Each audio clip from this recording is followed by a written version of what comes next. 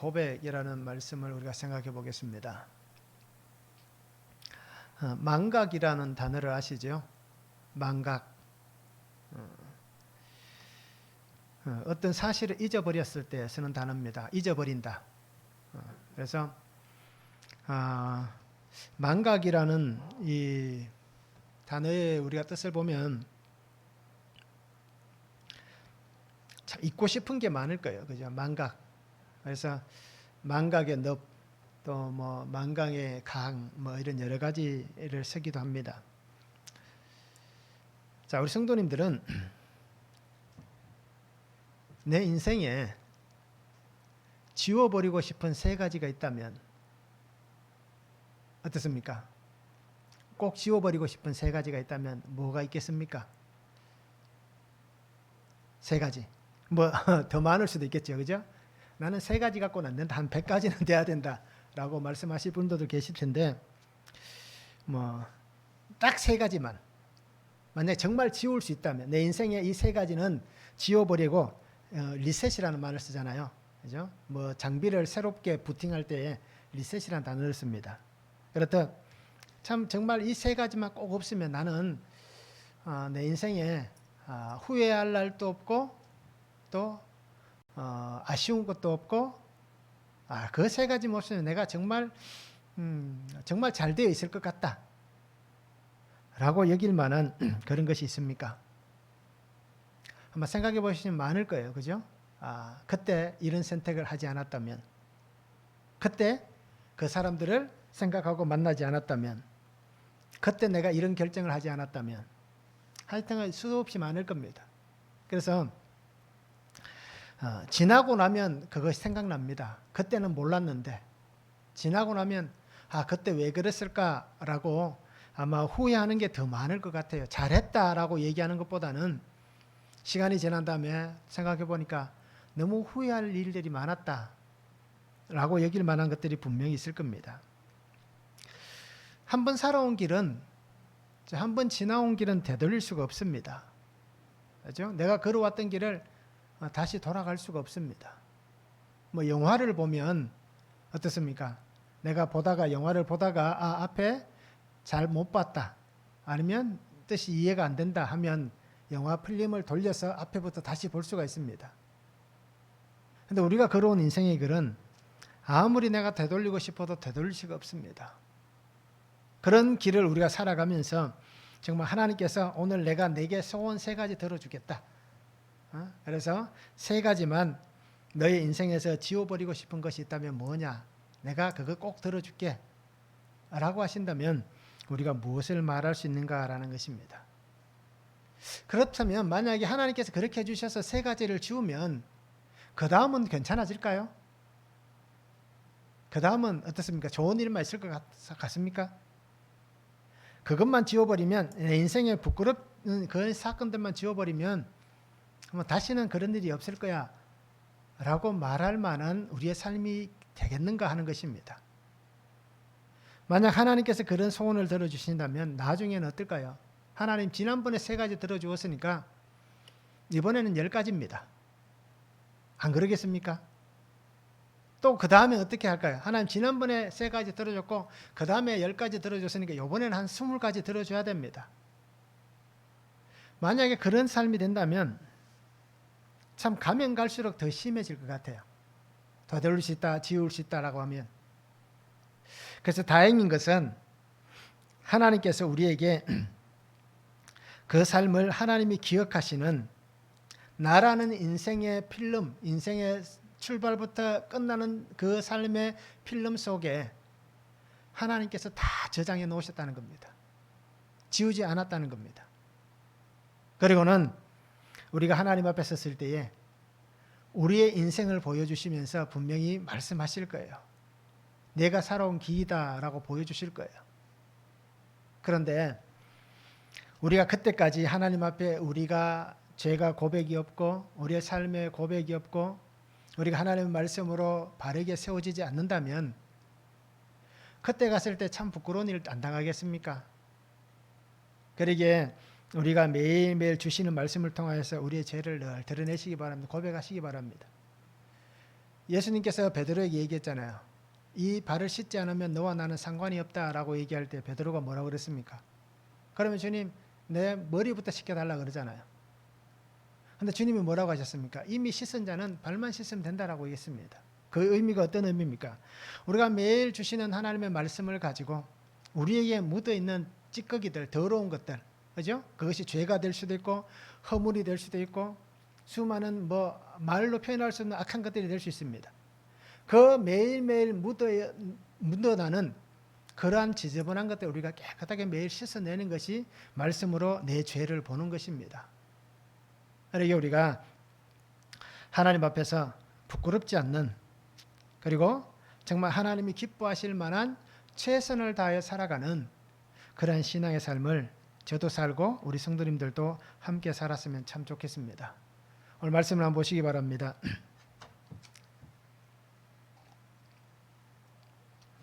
41장 1절에 보면 만 2년 후에라고 시작합니다. 우리가 오전에도 잠깐 말씀을 나누었듯이 만 2년이라는 시간이 흘러갑니다. 그리고는 바로가 꿈을 꿉니다. 그런데 살찐 7암소가 있고 흉하고 파리한 7암소가 나옵니다. 그리고 무성하고 충실한 7이삭이 나오고 마른 7이삭이 등장합니다.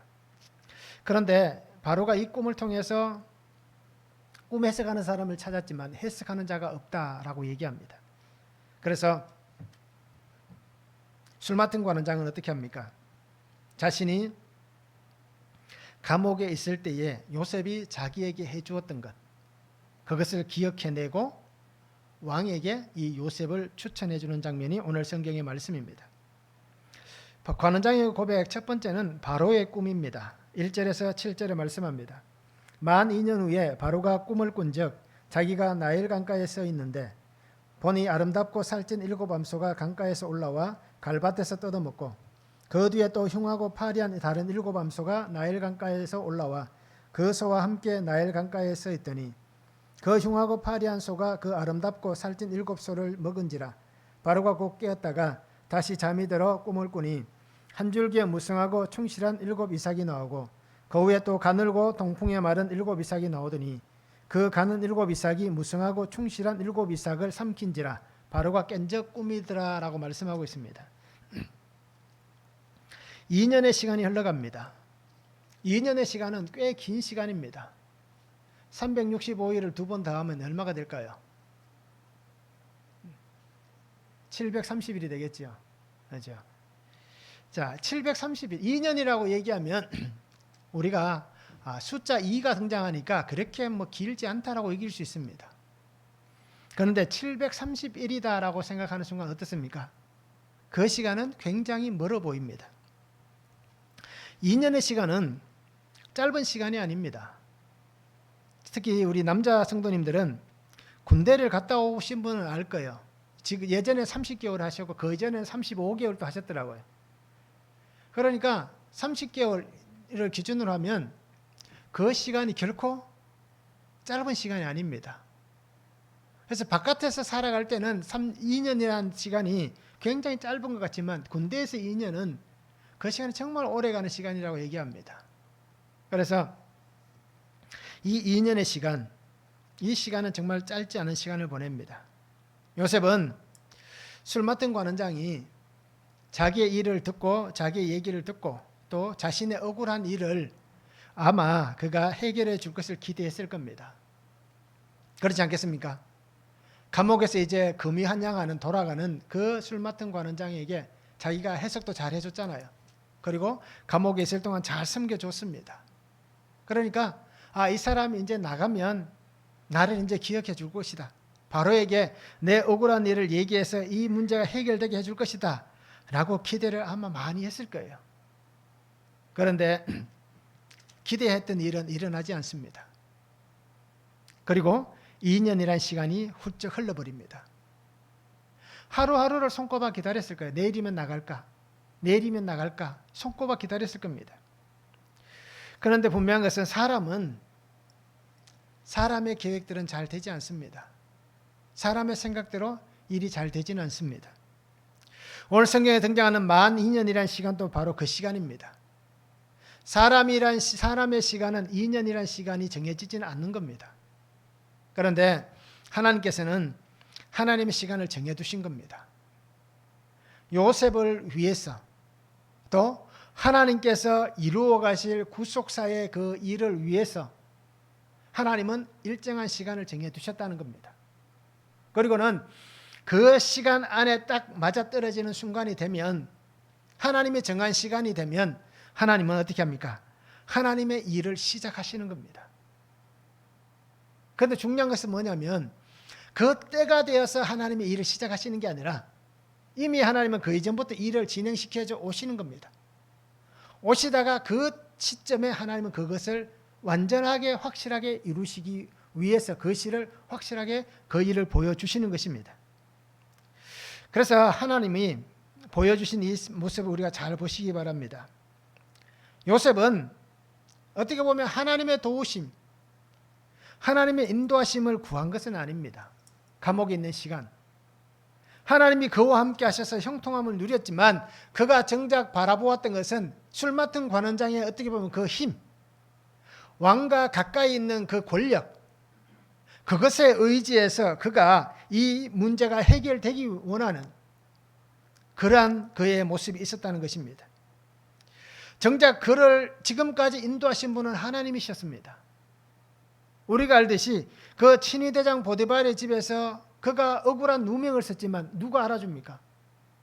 그 사건을 통하여서 그의 생명을 빼앗긴다 한들 노예이기 때문에 그를 주인이 죽여도 무방하잖아요. 그런데 하나님이 어떻게 합니까? 그를 피할 길을 열어주시는 겁니다. 이렇듯 하나님께서 그 걸음을 인도하셨음에도 불구하고 그가 의지하고 바라는 것은 똑같은 한계를 가지고 있는 인간에게, 똑같이 감옥에 갇혔던 그 사람에게 그는 의지하고 기대하고 있다라는 것입니다. 정말 요셉이 하나님을 붙잡지 않고 하나님이 아닌 사람의 손을 붙잡고 간다면 과연 하나님께서 그를 하나님이 필요한 곳에 사용하셨을까라는 것입니다. 하나님은 그가 의지했던 것을 끊어내기 위해서, 봐라, 사람을 기대하고 사람을 기다리고 사람의 손을 붙잡고 그의 도움을 구하는 것은 헛된 것이다, 아무런 도움이 되지 않는다 라는 것을 다시 한번 요셉에게 상기시켜 주시고 요셉에게 그것을 깨닫게 하기 위해서 하나님은 이 2년이라는 시간을 사용하고 계신다는 겁니다. 그래서 오늘 하나님은 정말 하나님의 사람들이 말씀을 붙잡고 말씀만 의지하여서 기다리기를 원합니다. 그의 삶에서 인내하고 오래 참기를 원하십니다. 그 인고의 시간이 지난 다음에 하나님은 그 인고의 시간을 통해서 준비하신 그 하나님의 사람을 하나님께서 원하시는 그 자리에 세워서 하나님께서 원하시는 일들을 멈추지 않고 계속해서 진행시켜 나가기를 원하신다는 것입니다. 요셉은 감옥이라는 하나님의 훈련소에 갇혀 있습니다. 그런데 그가 이 하나님의 훈련소인 이 감옥에서 하나님과의 깊은 교제를 하는 겁니다. 2년이라는 시간, 오늘 성경에 나오는 시간만을 얘기합니다. 그 전에 있었던 시간은 뺀 겁니다. 이 2년이라는 시간 동안 그가 하나님과 영적 교제가 있는, 하나님과 함께함을 통하여서 그의 삶이, 그죠? 그의 영이 하나님의 풍성함을 누리는 그러한 은혜 시간이 되게 해 주시고 있는 것입니다. 그래서 하나님께서 때가 되었다라고 말씀하시니까 오늘 성경에 이런 일이 일어납니다. 하나님께서 바로를 통해서 꿈을 주시고 그리고 그 애굽 땅에 그 일을 하나님께서 미리 말씀하시지 않아도 하나님은 전혀 상관이 없습니다. 그런데 왜 하나님께서 그 바로에게 꿈을 주시고 애굽에 있을 일들을 미리 말씀하시느냐? 그것은 하나님의 사람을 위해서입니다. 하나님의 그 구원하시는 구속의 계획이 끊어지면 안 되잖아요. 그것이 멈춰버리면 안 되잖아요. 세상의 사람들이 다 멸망할 때에 같이 멸망당하면 안 되잖아요. 그러니까 하나님은 이 일을 시작하신 것입니다. 그래서 바로는 두 가지의 꿈을 꿉니다. 살찐 7암소가 나오고, 그리고 그 7암소가 나일 강가에서 올라옵니다. 그리고 갈밭에서 풀을 뜯어 먹는다라고 얘기합니다. 여기서 암소는 애굽 사람들에게는 어떻게 보면 신적 존재입니다. 소우상이 있습니다. 그래서 나중에 또 그러한 말씀을 나눌 때가 있겠지만, 이스라엘 백성들이 출애굽에서 광야에서 소를 만들어내잖아요. 그게 왜 그래 만들었겠습니까? 애굽에서 400년 동안 지내면서 그들이 섬기는 신을 보았기 때문에, 또 그들이 나중에는 그 신을 섬겼기 때문에 그러는 겁니다. 자, 이렇듯 암소는 그러한 신적인 모습도 있지만, 또 이 고대 애굽 땅에서는 땅을 상징할 때에, 또는 농업을 상징할 때 이 암소가 등장한다라는 얘기입니다. 그래서 나일강에서 이 암소가 올라왔다라고 얘기하는 것은, 나일강이 늘 범람합니다. 물이 넘쳐납니다. 그러면서 이 곡식을 거둘 수 있는 땅을 비옥하게 만들었다라고 얘기합니다. 즉 암소가 나일강에서 올라왔다라는 표현은 나일강의 범람을 통하여서 그 일대의 모든 땅들이, 토지가 비옥하여졌다라는 것을 상징적으로 그렇게 표현하는 방법입니다. 그럼 뒤에 나오는 마른 7소를 얘기하면 반대라고 생각하시면 될 겁니다. 그래서 흉하고 파리한 7암소가 나일강가에 또 서 있습니다.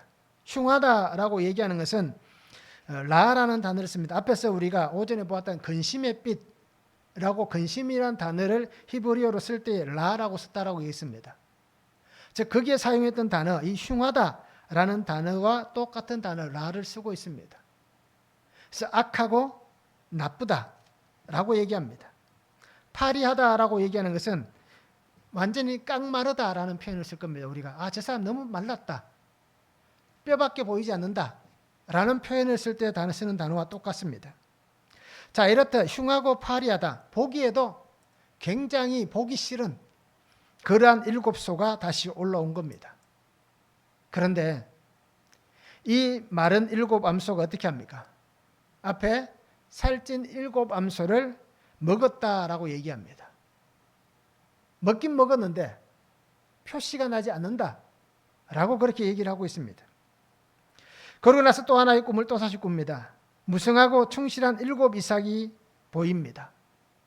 그런데 바로 이어서 가늘고 동풍에 마른 7 이삭이 나왔다라고 얘기합니다. 가늘고라고 얘기하는 것은 앞에서 얘기한 파리한 이 단어와 똑같은 다크라는 단어를 씁니다. 그러니까 굉장히 볼품없는, 정말 어떻게 보면 빈 껍데기만 있는 것 같은 그러한 표현을 사용하고 있는 것입니다. 동풍은 우리가 잘 압니다. 이 동풍은 사막에서 불어오는 바람을 얘기할 때 동풍이다라고 얘기합니다. 그러니까 어떻게 보면 굉장히 뜨거운 바람, 그 바람을 얘기합니다. 그래서 애굽에는 이 동풍이 잘 불지 않는다라고 얘기합니다. 그런데 가끔씩 이 동풍이 불어올 때는 엄청난 가뭄이 있을 때 이 바람이 불어온다라고 얘기를 하고 있습니다. 그래서 이 사막에서 부는 열풍은 농작물을 시들게 하기도 하고 농작물을 죽게도 만듭니다. 그래서 농사를 통해서 얻어질 결실이 하나도 없게 만드는 그 모습을 표현하고 있습니다. 그래서 가늘고 동풍에 마른 7 이삭, 이삭은 이삭인데, 싹은 싹인데 아무것도 거둘 것이 없는 그러한 것을 지금 보여주고 있습니다. 자, 이렇듯 바로는 같은 꿈, 두 가지의 꿈을 꾸었습니다. 하나님께서 성경을 통해서 보여주실 때에 이 꿈을 통해서 하나님 말씀하실 때 2번 같은 꿈을 반복해서 꾼다면 그 뜻은 분명합니다. 반드시 그 일이 이루어질 것이다. 반드시 그 일이 일어날 것이다 라는 것을 암시해 주고 있는 것입니다. 자, 이렇듯 하나님은 꿈을 통해서 하나님께서 주시는 말씀이 있음을 분명히 보여주셨습니다. 그래서 오늘 12,000년 후에 바로에게 하나님은 이 꿈을 주셨습니다. 자, 말씀을 한번 적용해 보시기 바랍니다. 나는 기다리고 인내하고 살아가면서 하나님의 시간, 하나님의 때에 구원하신 하나님의 사명을 내가 지금 잘 감당하고 있습니까? 어떻습니까? 나는 하나님이 내게 맡겨주신 사명이 있을 거예요. 구원을 위한 사명입니다. 그래서 우리에게 맡겨주신 것은 모든 것이 구원을 위해서 하나님 주신 사명입니다. 그러기에 내가 그 사명을 지금 잘 감당하고 있는지 말씀을 한번 적용해 보면 좋겠습니다. 자, 나에게 말씀하시는 하나님의 메시지가 있습니다. 하나님이 주신 신호가 있습니다. 오늘 바로에게는 이 꿈을 통하여서 하나님의 그 신호를 주시고 있습니다. 자, 이렇듯 나는 하나님의 이 말씀하시는 메시지, 신호를 잘 받고 지금 잘 듣고 있는가라는 것입니다. 어떻습니까? 우리 성도님들은 이 하나님의 메시지를 잘 받고 있습니까? 이 말씀을 잘 듣고 있습니까? 그냥 우리에게 들려지는 소리가 아니라 정말 그 말씀 속에서 구속의 예수 그리스도, 구속사의 하나님의 말씀이 오늘 내게 들려지는가라는 것입니다. 그리고 우리가 이 말씀을 잘 들을 수 있도록 말씀을 한번 적용해 보면 좋겠습니다. 두 번째는 해석하는 자가 없습니다. 8절입니다. 아침에 그의 마음이 번민하여 사람을 보내어 애굽의 점술가와 현인들을 모두 불러 그들에게 그의 꿈을 말하였으나 그것을 바로에게 해석하는 자가 없었더라 말씀하고 있습니다. 바로는 꿈을 꾸고 나서 내가 꾼 꿈이 과연 무엇인가 깨닫지를 못합니다. 자, 아침에 일어나면 기분이 좋아야 되고 상쾌한 하루가 시작돼야 됩니다. 그런데 아침에 눈을 떴는데 불길하다면, 마음이 답답하다면, 마음이 편치 않다면 어떻게 해야 될까요? 오늘 성경에 보면 바로의 마음이 어떻다고 얘기합니까? 번민하였다라고 얘기합니다. 어떤 것에 압박되어져 있는 또는 무엇인가 자기를 재촉하는 그러한 상황에 지금 이 바로가 놓여져 있습니다. 그래서 이 불안한 마음, 꿈을 꿨기 때문에 그 꿈을 통해서 굉장히 불안해하고 있습니다. 마음이 편치 않습니다. 뭔가가 자신을 어느 한쪽으로 압박하면서 그쪽으로 자기를 몰아가는 것 같습니다. 그래서 이 바로는 자신이 꾼 꿈을 해석을 얻기 위해서 사람들을 불러들입니다. 우리가 오전에 보았던 말씀 어떻습니까? 떡 굽는 관원장과 술 맡은 관원장은 어떻습니까? 해석해 줄 사람이 없으니까 마음에 얼굴에 근심이 있었습니다. 그런데 오늘 바로는 어떻습니까? 해석해 줄 사람들을 초대합니다. 불러들입니다. 그런데 어떤 일이 벌어집니까? 애굽의 점술가들, 현인들을 다 불러들입니다. 자기의 꿈을 얘기해 줍니다. 그런데 오늘 성경 뭐라고 얘기합니까? 해석하는 자가 없었다라고 얘기합니다. 결국 감옥에 있는 사람이나 왕의 자리에 앉아 있는 사람이나 하나님이 주신 꿈을 해석할 수 있는 길은 없습니다. 하나님의 마음을 이해하고 하나님의 마음을 깨달을 수 있는 사람은 없습니다. 높은 사람이나 낮은 사람이나, 그죠? 이 지위 고하를 막론하고 하나님의 뜻을 깨달을 수 있는 사람은 이 땅에 아무도 없습니다. 그럼 누가 하나님의 뜻을 깨닫습니까? 하나님께서 그 마음을 보여주시는 사람들, 하나님 주시는 말씀이 있는 사람들, 그들이 하나님의 뜻을 깨달을 수가 있는 것입니다. 자, 꿈의 해석을 위해서 점술가를 불러드립니다. 점술가는 마술사, 점쟁이, 점성가라고 얘기할 수 있습니다. 그래서 성경에 보면 박사들이라는 표현을 쓰잖아요. 바로 그런 사람들을 얘기합니다. 그래서 마술을 통해서 또는 여러 가지 점을 통해서 사람의 기륭 화복을 점치는 사람들, 그리고 장래에 이런 일이 있을 것이다 라고 예측하는 사람들이 바로 점술가들입니다. 또 현인은 현명한 사람들, 지혜로운 사람들, 오늘로 얘기하면 학자들, 그죠? 지식인들, 그렇게 얘기해 볼 수가 있습니다. 자, 그런데 이렇게 애굽 땅에서 정말 똑똑하고 뛰어나고 그리고 정말 어떻습니까? 지혜롭다라고 얘기할 만한 사람들이 다 왔지만 하나님께서 막으시면, 하나님께서 어떻습니까? 그것을 주시는 것을 보여주지 않으면 누구도 해석해낼 사람은 존재하지 않는 것입니다. 창세기 40장 8절에 나왔던 말씀같이 그들에게 이르되 해석은 하나님께 있지 아니하니까 라고 말씀하시는 이 말씀을 잘 기억하시기 바랍니다. 지식을 가지고, 학문을 가지고, 인간이라는 이 한계를 가지고 우리가 생각해내는 그 생각의 범위가 한계가 있습니다. 그러기에 그 한계 속에 갇혀있는 인생이 하나님이 주시는 메시지를 푼다는 것, 하나님의 것을 밝히 안다는 것, 하나님의 뜻을 깨닫는 것은 도저히 일어날 수 없는 일이고 그것은 있을 수 없는 일입니다. 다니엘서 2장 19절과 다니엘서 2장 27절과 28절에 보면 분명히 하나님께서 은혜 주시지 않으면 일어날 수 없다는 것을 다니엘이 얘기하고 있습니다. 2장 19절입니다. 이에 이 은밀한 것이 밤의 환상으로 다니엘에게 나타나 보임에 다니엘이 하늘에 계신 하나님을 찬송하니라 라고 말씀합니다. 또 2장 27절과 28절에 보면 다니엘이 왕 앞에 대답하여 이르되 왕이 물으신 바 은밀한 것은 지혜자나 술객이나 박수나 점쟁이가 능히 왕께 보일 수 없으되 오직 은밀한 것을 나타내실 일은 하늘에 계신 하나님이시라. 그가 느부갓네살 왕에게 후 이래 될 일을 알게 하셨나이다 라고 얘기하고 있습니다. 오늘 애굽의 바로 왕은 자기 꿈을 얘기해 주었지만 해석하는 자가 없었고 바벨론의 느부갓네살 왕은 어떻게 합니까? 자기의 꿈을 얘기해 주지도 않습니다. 그리고는 한 얘기가 너희가 지혜자고 점술가들이고 박사들이고 현인들이고 너희가 정말 술객이라면 내가 꾼 꿈이 무엇인지도 맞춰보고 그 꿈도 해석해내라고 얘기하고 있습니다. 자, 상황은 다르지만 똑같은 겁니다. 그때 다니엘이 한 얘기가 뭡니까?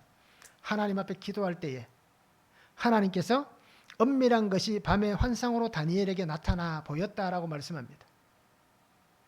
그 느부갓네살 왕에게만 보여주셨던 그 꿈을 하나님께서 하나님의 사람 다니엘에게 보여준 것입니다.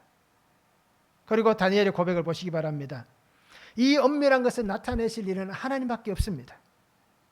하나님만이 이 일을 하실 수가 있고 하나님만이 이것을 풀 수가 있고 하나님만이 이 문제를 해결해 나가십니다.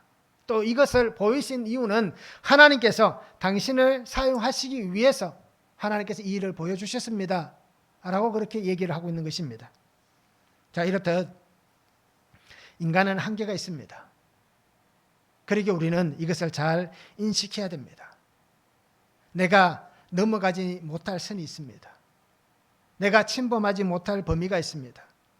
우리는 정말 내가 가지고 있는 것 이 정도라면 충분히 나도 할 수 있다라고 여기겠지만 그러나 하나님은 그렇지 않습니다. 그러기에 오늘 우리가 정말 하나님의 은혜를 붙잡고 이 말씀으로 나의 삶이 해석될 수 있는 평생을 해석 한 번 하지 못하고 가는 분들도 참 많습니다. 내게 온 사건을 한 번도 해석해 보지 못하고 가시는 분들도 참 많습니다. 그래서 우리는 이것을 해석할 수 있는 은혜가 있었으면 좋겠습니다. 자, 우리는 이러한 일들이 생겨날 때에 어디를 찾아갑니까? 누구를 찾아가야 되겠습니까? 바로가 찾은 것은 무엇입니까? 바로는 어떻게 보면 똑같은 한계를 가지고 있는 허무함을 찾아갔습니다. 그렇잖아요. 나보다 더 똑똑할 수는 있지만 나보다 더 많은 것을 알고 있을 수는 있지만 그러나 그와 나와 다를 것이 없는 인간이기 때문에 그 한계에 잡혀있는 허무함을 이 바로는 찾아가고 있습니다. 꿈을 주신 이는 하나님이십니다. 그런데 하나님이 아닌 다른 것을 찾아가는 이 바로를 볼 수가 있습니다. 결국 그렇게 어떻습니까? 하나님 없이는 해석되지 않습니다. 하나님이 열어주시지 않는 해석은 있을 수가 없습니다. 그리고 오늘 우리 또한 마찬가지입니다. 예수님 없이 해석해낼 인생은 아무도 없습니다. 그리고 우리 성도님들이 예수 그리스도 안에서 우리의 삶을 해석해낼 수 있는 은혜를 우리가 풍성히 누릴 수 있었으면 좋겠습니다. 말씀을 한번 적용해 보시기 바랍니다. 고난이 해석되지 않을 때 나는 누구를 찾아갑니까? 내 삶이 해석되지 않을 때 나는 누구를 찾아가고 있습니까? 내가 귀 기울이는 소리는 무엇입니까? 나는 어떤 것에 더 마음을 빼앗깁니까? 사건이 생기고 고난이 찾아오고 아픔이 일어났을 때에 나는 하나님에게 갑니까? 세상 가운데 흘러갑니까? 말씀을 한번 적용해 보시기 바랍니다. 우리는 아마 이런 분들이 또 있을 거예요. 지금까지 살면서 내가 말씀보다 혹시 이런 데 기웃거리진 않았습니까? 사주팔자, 토정 비결, 그 수많은 점들, 그죠? 오늘날 아직도 그런 얘기를 많이 합니다. 그 교회 뭐 기독교인이라 교인이라고 얘기하는 게 낫겠죠. 그리스도인이 아니라 교회에 다니는 사람들 중에 많은 사람들이 여전히 사주팔자, 토정비결, 점을 보러 다닙니다. 심지어는 뭐 그런 얘기도 있더라고요. 가정에 어떤 대소사를 얘기하자, 결혼이라는 대소사를 얘기할 때에 예수 믿는 사람들인데, 그러니까 교회를 다니는 사람인데, 예수 믿으면 안 그러겠죠. 교회를 다니는 사람인데 점집에 가서 나를 받는 분도 있다라고 얘기하더라고요. 어느 날 결혼하면 좋겠는가. 자, 이게 어떻게 보면 참 웃기고도 슬픈 얘기잖아요. 자, 우리가 이런 시대에 살아갑니다. 나는 어떻습니까? 나는 그런 것에 기웃거리진 않았습니까? 예수님을 만나고 나서는 나는 그런 것을 다 버렸다라고 우리가 자신 있게 얘기할 수 있습니까? 그러게 오늘 우리가 정말 그러한 세상의 가치들을 따라가며 기웃거리고 있지는 않는지 우리가 말씀으로 나를 한번 적용해 보시기 바랍니다. 세 번째는 관원장의 고백입니다. 9절에서 13절에 말씀합니다. 술 맡은 관원장이 바로에게 말하여 이르되 내가 오늘 내 죄를 기억하나이다. 바로께서 종들에게 놓아사 나와 떡 굽는 관원장을 친위대장의 집에 가두셨을 때에 나와 그가 하룻밤에 꿈을 꾼적 각기 뜻이 있는 꿈이라. 그곳에 친위대장의 종된 히브리 청년이 우리와 함께 있기로 우리가 그에게 말하며 그가 우리의 꿈을 풀되 그 꿈대로 각 사람에게 해석하더니 그 해석한 대로 되어 나는 복직되고 그는 매달렸나이다 라고 고백하고 있습니다.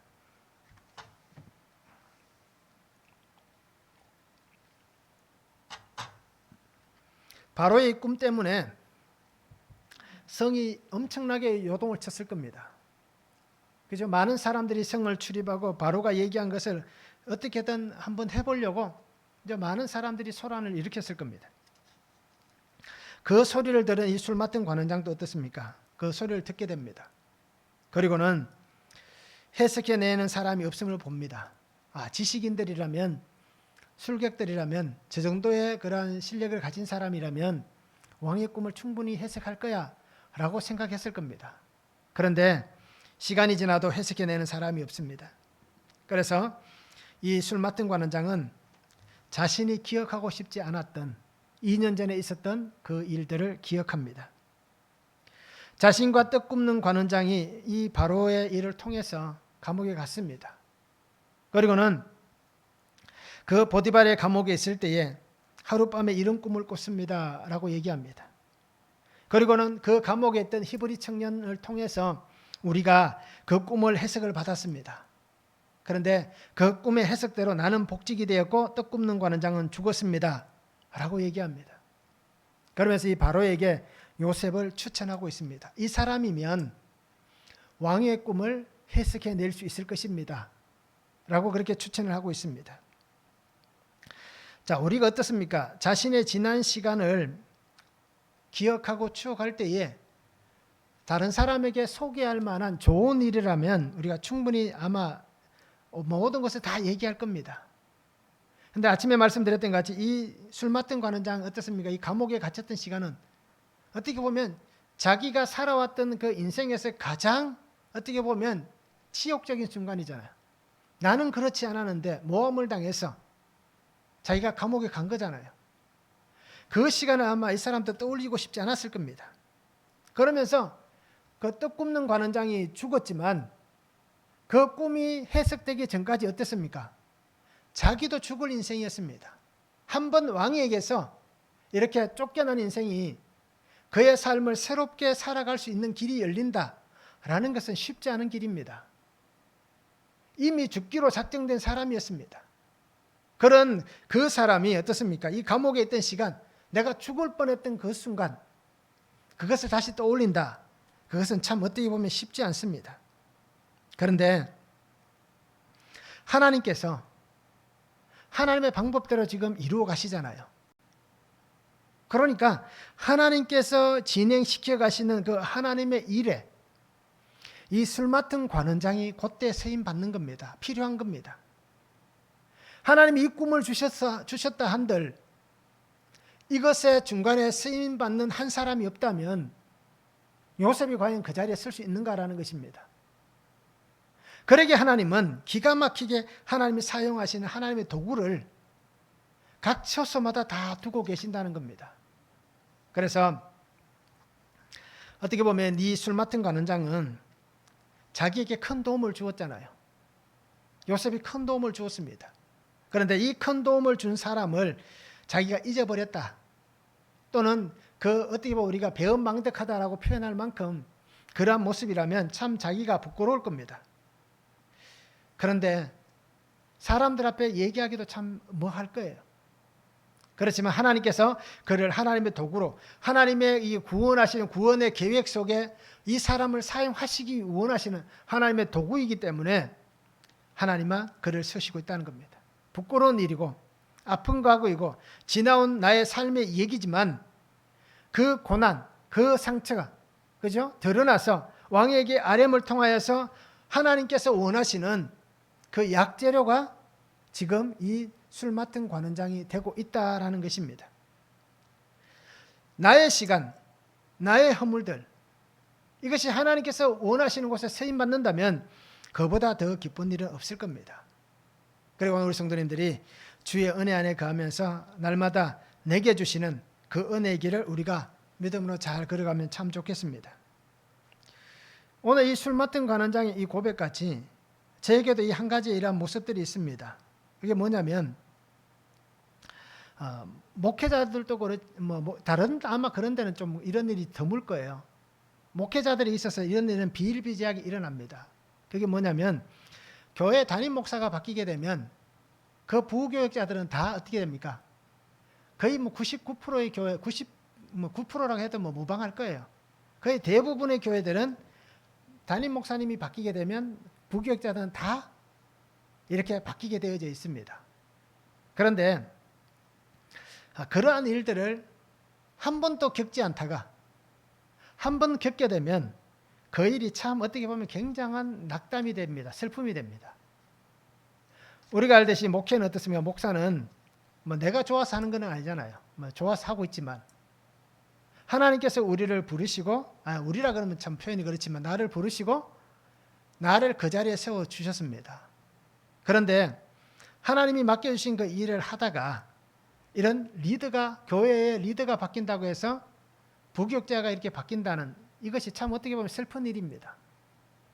저도 그런 일을 경험해 보았으니까 알고 있습니다. 7년이란 긴 시간 동안 교회에서 부교역자로 이렇게 사역을 했습니다.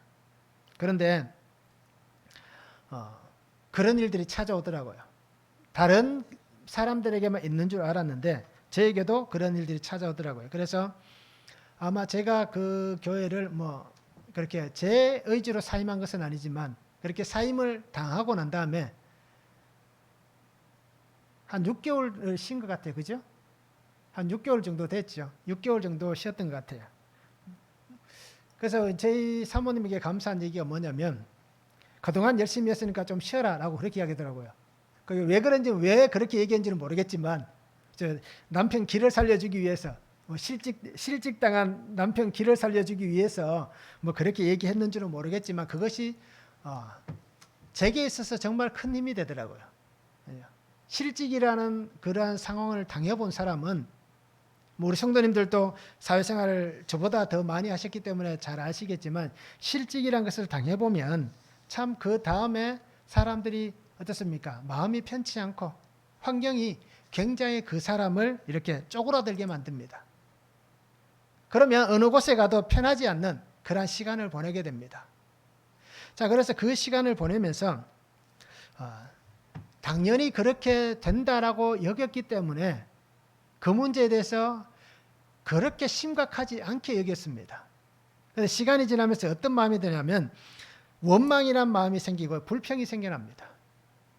그러면서 그 속에 사람이기 때문에 악한 마음을 품게 됩니다. 왜 내가 이런 일을 당해야 되느냐? 그리고 그런 환경을 만든 그것에 대해서 굉장히 사람이 어떻습니까? 날카로워집니다.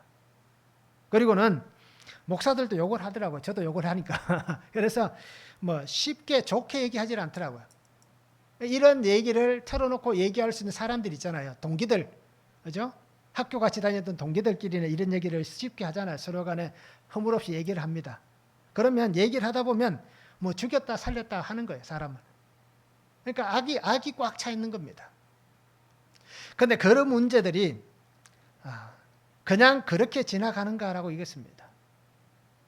근데 요즘 제가 어떻습니까? 매일 말씀을 묵상하면서 이 말씀들을 읽다 보니까 이 문제가 나에게 들려진 겁니다.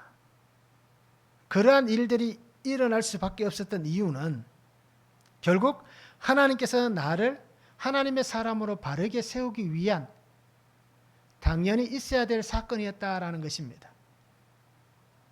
어떻게 보면 뭐 사이즈가 적지 않은 교회니까요.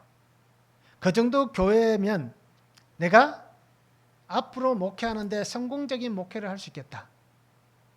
다른 사람들에게 인정받는 그러한 삶을 살아갈 수 있겠다. 그리고 이 정도면 되겠지. 그리고 또 어떤 마음이 있었을까요? 작은 교회들 목사님들을 보면서 나도 모르게 그들을 무시하거나 또 그들을 향해서 비웃는 그러한 모습이 있다라는 것을 보게 되었습니다.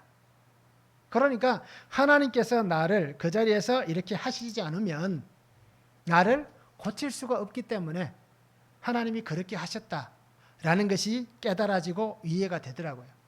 그런데 그걸 그때는 깨닫지 못했습니다. 오랜 시간이 몇 년이 지난 다음에, 그죠? 이 문제에 대해서 그렇게 깨닫게 되었습니다. 그래서 하나님께서 우리에게 주시는 이 사건들, 이 관원장이 자신을 고백하는 것도 쉽지 않고, 제가 우리 성도님들 앞에서 내가 살아왔던 얘기 중에 이러한 것도 고백하는 것도 쉽지 않습니다. 그런데 왜 이렇게 하겠습니까? 그것은 나를 하나님의 구속사의 계획 가운데 세우셔서 하나님께서 원하시는 그 구속의 일들을 이루어가는데 내가 하나님의 도구가 되기를 원하기 때문이고, 또 하나님께서 나를 그렇게 쓰시기를 원하시기 때문입니다.